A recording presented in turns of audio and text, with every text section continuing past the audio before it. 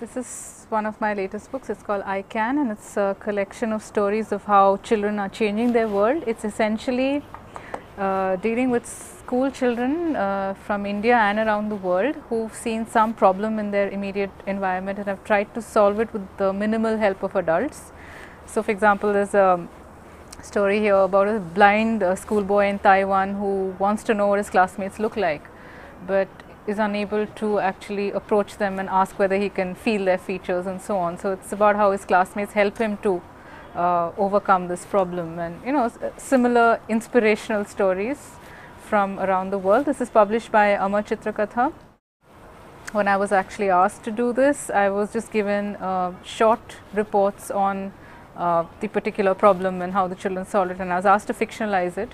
So I had to actually I was given the set of characters and I had to think up what they would say and what they would do under particular circumstances while keeping track of the sequence. So it was inspirational for me as well to write this, because just to know that children everywhere are broadly the same and that they have this enormous resilience in them to deal with situations, and that they're capable of changing the world in more positive ways around them.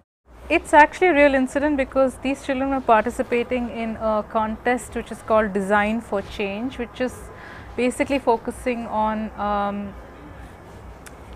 children in different contexts and the kind of problems that they're capable of solving, the kind of situations they're capable of tackling.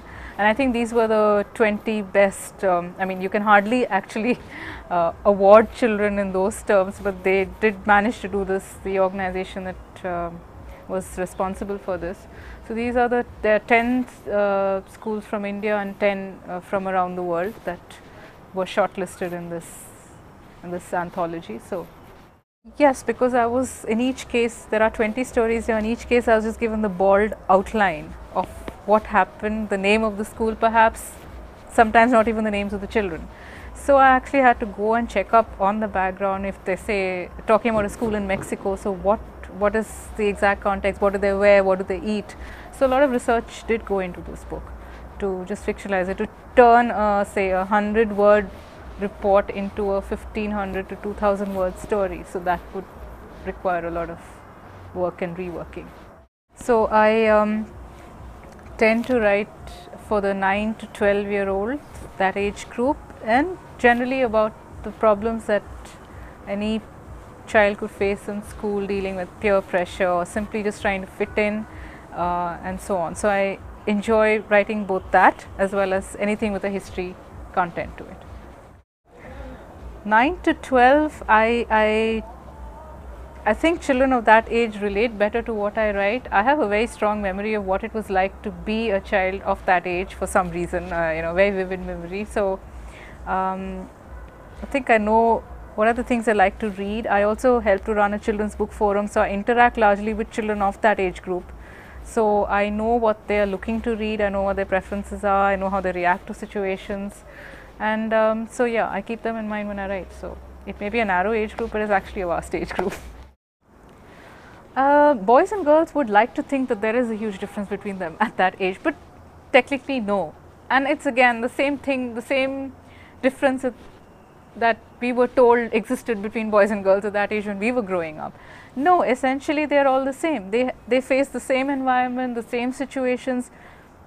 Boys are pressurized, I suppose, into wanting to love sports even though they might not, wanting to appear as if they're not interested in books, though they might be, secretly liking books written for girls, but they cannot admit that, and the girls are also, in a way pressurized into being home birds, liking to read books, not wanting to accept that they can be really sporty. Nothing has changed much. I don't think there's much difference. At that age, they're all trying to find their feet, they're trying to figure out what their personalities are, they're trying to deal with issues of friendship.